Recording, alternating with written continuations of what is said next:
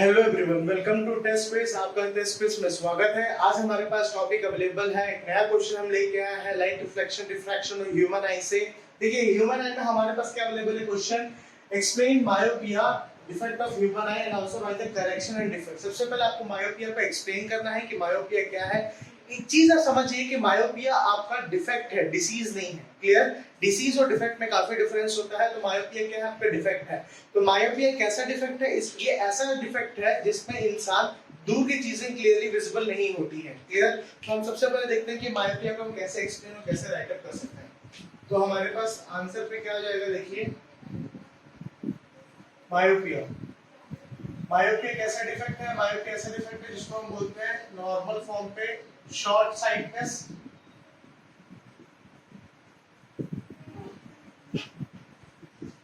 Short sightedness या near sightedness.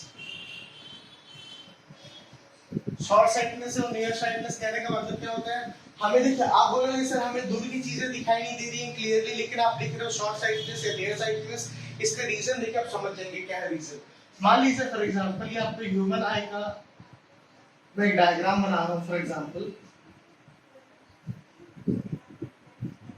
ये आपका ह्यूमन आई है, मान लीजिए आपका डबल कन्वेक्स लेंस है। क्लियर? ये सिलैरी मसल्स आपके पास यहाँ अवेलेबल है।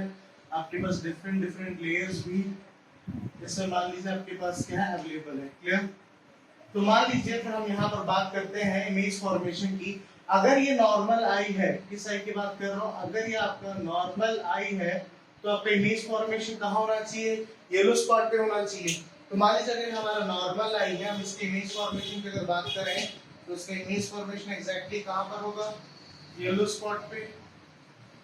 तो चलिए देखते हैं इमेज। जैसे मान लीजिए एक ऑब्जेक्ट यहाँ पर प्लेस है, ये ट्रैवल करेगा पीपल से, सबसे ट्रैवल करने पर एग्जैक्टली कहाँ बनेगा? येलो स्पॉट पे इसका इमेज फॉर्मेशन होना चाहिए। अगर ये मेरा नॉर्मल आई होगा तो जैसे कि मैंने आपको एक्सप्लेन किया, ये मेरा एक नॉर्मल आई है और एग्जैक्टली इमेज फॉर्मेशन कहाँ पर हुआ? येलो स्पॉट पे। कौन सा स्पॉट है मेरा? येलो स्पॉट है। जो कहाँ अवेलेबल होगा येलो स्पॉट? मेरा रेटिना पे अवेलेबल होगा। क्लियर? अब देखिए मैं आपसे ये बोल रहा हूँ कि जो आपका इमेज फॉर्मेशन येलो स्पॉट पे हुआ है, अगर ये येलो स्पॉट कहीं येलो स्पॉट से पहले अगर होगा तो क्या होगा? मेरा डिफेक्ट, ये डिफेक्ट होगा मेरा मायोपिया का। तो देखिए कैसे होगा। एग्जांपल मान लीजिए एक और डायग्राम हम ड्रॉ करते हैं फिर से। क्लियर? उसको हम देखते हैं कि क्या है, कैसा अवेलेबल है। तो मान लीजिए आप ये आपने दूसरा डायग्राम को ड्रॉ किया और हम इसमें बोल रहे हैं कि आपके पास फिर से आ गया डबल कन्वेक्स लेंस और ये आपका सिलियरी मसल्स। पूरे डायग्राम के पूरे पार्ट्स को ड्रॉ करने की जरूरत नहीं, जो मेन पार्ट उसको ड्रॉ कीजिए, आपको कंप्लीट हो जाएगा। जैसे मान लीजिए फॉर एग्जांपल आपने फिर से एक ऑब्जेक्ट को प्लेस किया। आपने ऑब्जेक्ट को प्लेस करने के बाद आप ये देख रहे हैं कि इसका इमेज फॉर्मेशन कहां हो रहा है। इसका इमेज फॉर्मेशन कहां होना चाहिए? तो येलो स्पॉट पे। लेकिन लेंस के वीक होने के कारण, लेंस के फोकल लेंथ को डिक्रीज होने के कारण आपका इमेज फॉर्मेशन कहां हो रहा है? येलो स्पॉट्स के पहले ही हो जा रहा है। मतलब इमेज फॉर्मेशन का लोकेशन आपका ये है। तो किसका लोकेशन है आपका? ये है इमेज फॉर्मेशन का लोकेशन। ठीक है? और येलो स्पॉट कहां पर है? ये है आपका येलो स्पॉट। अब इसके तो आपके पास रीजन क्या है कि आपके येलो स्पॉट पे इमेज फॉर्मेशन नहीं हो रहा है? पहला रीजन ये है कि सिलियरी मसल्स आपके वीक हो चुके हैं। अगर आपके सिलियरी मसल्स वीक हैं तो वो किसको होल्ड कर रहा है? तो आपके डबल कन्वेक्स लेंस को होल्ड कर रहा है। अगर डबल कन्वेक्स लेंस आपका सिलियरी मसल्स को होल्ड कर रहा है तो अब इससे रीजन क्या होगा? इसका फोकल लेंथ इंक्रीज और डिक्रीज नहीं होगा। अगर इसका फोकल लेंथ इंक्रीज और डिक्रीज नहीं होगा मतलब जो मेरा अपरेंट शिफ्ट होगा ऑब्जेक्ट का, मान लीजिए ऑब्जेक्ट मेरे कहां पर प्लेस है? एन पोजीशन पे प्लेस है। मैं बोल रहा हूँ कि वो मेरे को कहाँ दिख रहा है? एन डैश पे दिख रहा है, विजिबिलिटी हो रही है। तो अपरेंट शिफ्ट पे मेरा सिलियरी मसल्स वहां पर मूव नहीं करेगा। अगर सिलियरी मसल्स का मूवमेंट फ्रीक्वेंटली नहीं होगा तो सिलियरी मसल के साथ साथ दूसरे कौन से लिगामेंट होते हैं? Suspensory ligament. तो वहां सस्पेंसरी लिगामेंट का भी प्रॉपर फंक्शनिंग नहीं होगा। अब सस्पेंसरी लिगामेंट का मेन फंक्शनिंग क्या है? कि वो सिलियरी मसल्स को एडिशनल सपोर्ट प्रोवाइड करता है। अगर सस्पेंसरी लिगामेंट सिलियरी मसल्स को एडिशनल सपोर्ट प्रोवाइड कर रहा है और दोनों वीक हो जाए तो आपका डबल कन्वेक्स लेंस का फोकल लेंथ इंक्रीज और डिक्रीज नहीं होगा। अगर आपके डबल कन्वेक्स लेंस का इंक्रीज और डिक्रीज नहीं होगा तो आपका रिफ्रैक्टिव इंडेक्स कितना मेंटेन होता है? इसमें आपका रिफ्रैक्टिव इंडेक्स मेंटेन होता है 2.73। इसमें कितना रिफ्रैक्टिव इंडेक्स मेंटेन होता है? 2.73। ये किसका रिफ्रैक्टिव इंडेक्स है? ये है आपका एक्वस ह्यूमर और विट्रस ह्यूमर का। ये किसका है? ये आपके एक्वस ह्यूमर और विट्रस ह्यूमर का रिफ्रैक्टिव इंडेक्स। अगर मैं बोल रहा हूँ ये 2.73 से कम है, 2.73 से मिनिमम वैल्यू तो करेगा, मतलब रिफ्रैक्शन प्रॉपर नहीं होगा। अगर रिफ्रैक्शन प्रॉपर नहीं होगा तो येलो स्पॉट पे फॉर्म नहीं होगा। तो रीजन क्या है? 3 रीजन। पहला रीजन आपका ये कि आपका डबल कन्वेक्स लेंस क्या हो गया? वीक हो गया है। दूसरा रीजन ये कि आपका सिलियारी मसल्स और सस्पेंसरी लिगामेंट प्रॉपर फंक्शन नहीं कर रहा है। और तीसरा रीजन ये है कि आपका एक्टोस्यूमर और रेट्रोस्यूमर का रिफ्रैक्टिव इंडेक्स क्या हो गया? मिनिमम हो गया है और डिक्रीज हो गया है। तो ये 3 रीजन आपके जिसको आप बोल सकते हैं कि डिफेक्टेड आई है। अब इस डिफेक्टेड आई को आप कैसे करेक्ट करेंगे? इसको करेक्शन करने का बेस्ट तरीका ये है कि आपको फोकल लेंथ इंक्रीज करना है। अगर फोकल लेंथ इंक्रीज कर रहे हैं तो कहने का मतलब क्या हो रहा है? आप इसके पावर ऑफ लेंस को इंक्रीज कर रहे हैं, power of accommodation of human आई को इंक्रीज कर रहे हैं। तो कौन सा लेंस यूज करेंगे आप? डाइवर्जिंग लेंस यूज करेंगे। और डाइवर्जिंग लेंस में क्या आता है? डबल कनकेव लेंस आएंगे। डबल कनकेव लेंस कैसे होते हैं? ये जो लेंस आपके पास अवेलेबल है ये डबल कनकेव लेंस है। डबल कनकेव लेंस क्या करेगा? आपके फोकल लेंथ को इंक्रीज करेगा, तो रेस को और डाइवर्ज करेगा। तो डिपेंड करेगा जो भी डायोप्टर होगा, डायोप्टर मतलब आपके आई का जो भी एक पावर होगा उसके हिसाब से आप डबल कनकेव लेंस को यूज करेंगे। तो चलिए एक और डायग्राम ड्रॉ करते हैं, उसको देखते हैं कि कैसे अवेलेबल होगा। हम फिर से फॉर एग्जांपल मान लीजिए एक डायग्राम को ड्रॉ किए हैं। मान लीजिए ये हमारा ह्यूमन आई है, क्लियर। अब इस ह्यूमन आई को हम मान के चल रहे हैं कि डिफेक्टेड आई भी करेक्शन एक करेक्टेड आई है। ऐसा करेक्टेड आई है जिसमें आपने जो भी आपके पास एक डिफेक्ट था आपने उसको करेक्ट किया है। अब इसमें कौन सा लेंस यूज कर रहे हैं? इसमें हम यूज कर रहे हैं लेंस डबल कनकेव लेंस। ये सबसे पहले तो हमारे पास एक डबल कन्वेक्स लेंस अवेलेबल है जो कि बाय नेचर बाय डिफॉल्ट हमारे ह्यूमन आई में प्रेजेंट है। लेकिन मैं आपसे ये बोल रहा हूं कि आपने इसके सामने कौन सा लेंस को प्लेस किया है? आपने इसके सामने प्लेस किया है डबल कनकेव लेंस को। तो चलिए मैं यहाँ पर एक डबल कनकेव लेंस प्लेस करता हूँ। मैं आपको बताया था कि डबल कनकेव लेंस कैसे प्लेस होगा, वो टोटल डिपेंड करता है आपके फोकल लेंथ पे।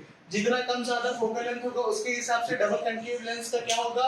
फोकल लेंथ होगा। उसका फोकल लेंथ अगर इंक्रीज कर रहे हो इसका डबल कनकेव लेंस का, या डबल कनकेव लेंस का फोकल लेंथ को अगर आप डिक्रीज कर रहे हो, तो टोटल डिपेंड करता है कि आपका मायोपिया का डिफेक्ट का पावर कितना है, क्लियर। तो सबसे पहले क्या आ जाएगा? हमारे पास रेस आ जाएंगी। रेस कैसे ट्रैवल करेंगी? स्ट्रेट जाएंगे और कहां जानी चाहिए? येलो स्पॉट पे जानी चाहिए। तो हमारे पास 2 पॉइंट हो जाएंगे, एन और एन डैश अपरेंट पोजीशन के साथ साथ। तो सबसे पहले ये रेस इसके पास जाएंगी, ये डाइवर्ज करेंगी इस पर्टिकुलर रे ऑफ लाइट को, और एग्जैक्ट इमेज फॉर्मेशन कहां पर होगा? येलो स्पॉट पे। ये हमारा कौन सा आई हो जाएगा? ये हमारा करेक्टेड आई हो जाएगा। करेक्टेड आई मतलब करेक्शन ऑफ मायोपिया। ये किस पे आ जाएगा आपका? ये आ जाएगा आपका करेक्शन ऑफ मायोपिया पे, क्लियर। तो करेक्शन ऑफ मायोपिया पे हमने क्या देखा? हमने सिंपल एक डबल कनकेव लेंस को यूज किया। वो डबल कनकेव लेंस क्या करेगा? वो डबल कनकेव लेंस आपके फोकल लेंथ को इंक्रीज करेगा। अगर वो आपके फोकल लेंथ को इंक्रीज कर रहा है तो सीधे सीधे कहने का मतलब क्या हो गया?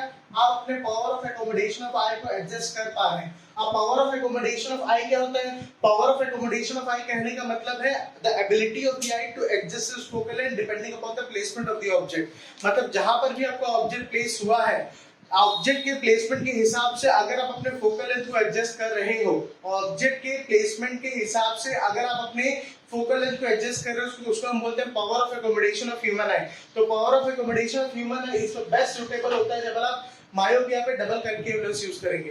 अब मैंने आपको बताया था कि मायोपिया को शॉर्ट साइटनेस या नियर साइटनेस भी कहा जाता है।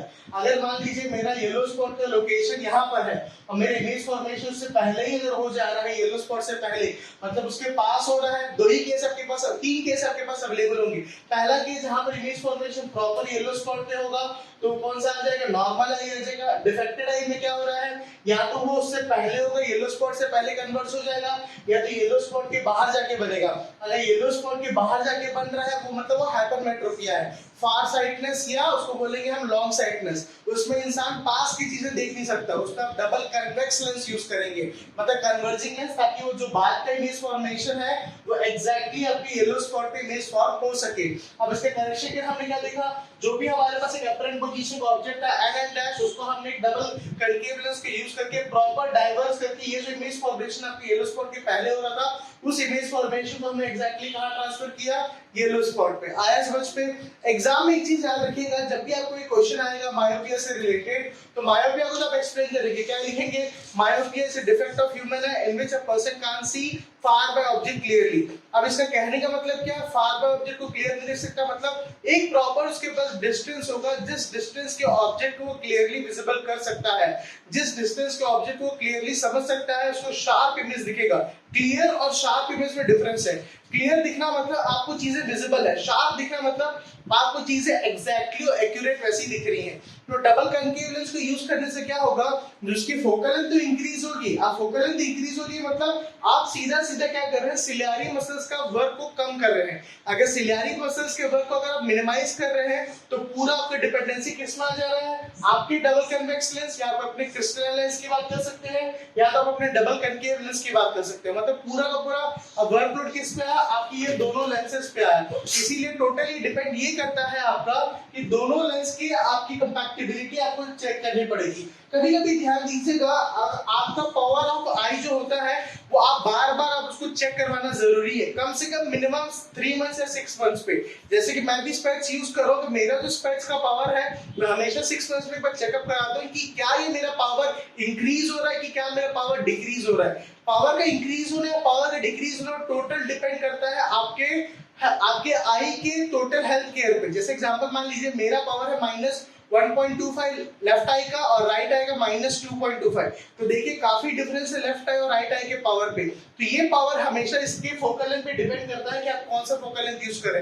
हो सकता है कि दोनों का फोकल लेंथ अलग अलग हो, आपके लेफ्ट आई का फोकल लेंथ अलग हो, राइट आई का फोकल लेंथ अलग हो। ये तभी होता है जब आप अपने ब्राइटनेस को या कॉन्ट्रास्ट को प्रॉपर एडजस्ट नहीं करते हैं। क्लियर? तो ये क्वेश्चन है हमारा मायोपिया से रिलेटेड। हमने डायग्राम के साथ देखा कि कौन सा डायग्राम किससे रिलेटेड है। ये करेक्शन ऑफ मायोपिया है, ये डिफेक्टेड आई ऑफ मायोपिया है, और ये है आपका नॉर्मल आई ऑफ नॉर्मल आई जिसमें एक प्रॉपर इमेज फॉर्मेशन होता है। कहां पर? येलो स्पॉट पे। एग्जाम में क्वेश्चन आ सकता है कि येलो स्पॉट इमेज फॉर्म होता है रेटिना पे। इमेज जो फॉर्म होता है वो रेटिना पे ही होता है, लेकिन रेटिना की कौन से लोकेशन पे फॉर्म होता है तब आता है आपका येलो स्पॉट। रेटिना क्या है? रेटिना पूरा का पूरा स्क्रीन है जहां पर आपकी कोन शेप सेल्स और रॉड शेप सेल्स प्रेजेंट होते हैं। अगर रेटिना पे आपके कोन शेप सेल्स और रॉड शेप सेल्स प्रेजेंट है तो कोन शेप सेल्स और रॉड शेप सेल्स का मेन पर्पस क्या है? वो आपके ब्राइटनेस और आपके कलर ऑफ ऑब्जेक्ट को आइडेंटिफाई करने की बात करते हैं। ब्राइटनेस मतलब क्या ये डार्क है कि डल है कि ब्राइट है, और कलर ऑफ ऑब्जेक्ट मतलब ब्लू है कि ग्रीन है कि ऑरेंज है, येलो है, क्या है। वो कलर को जब आइडेंटिफाई करते हैं तो ये दो सेल्स की रिक्वायरमेंट होती है। तो पूरे रेटिना पे वो दोनों सेल्स मैक्सिमम अमाउंट में प्रेजेंट होते हैं, लेकिन उससे ज्यादा हाई जो है बोल सकते हैं हाई फॉर्मेशन पे, हाई इंटेंसिटी पे जो प्रेजेंट होते हैं वो आपके येलो स्पॉट। तो कुल मिला के डिफेक्ट ऑफ आई का हमें ये देखना है कि हमारा जो इमेज फॉर्मेशन है वो प्रॉपर येलो स्पॉट पे फॉर्म होना चाहिए, ना ही येलो स्पॉट के आगे ना ही येलो स्पॉट के पीछे। तो ये सबसे ध्यान दीजिएगा आपके डिफेक्ट पे। आपके एग्जाम में टोटल 3 ही डिफेक्ट अवेलेबल है, मायोपिया, हाइपरमेट्रोपिया, प्रेसबायोपिया। आगे के नेक्स्ट हम इसके न्यूमेरिकल्स देखेंगे कि फोकल लेंथ दिया होगा, ऑब्जेक्ट डिस्टेंस दिया होगा, तो उसको कैसे फाइंड कर सकते हैं। क्लियर? तब तक हमारे चैनल में जुड़े रहिएगा। Thank you so much class. Stay tuned to our channel test quiz.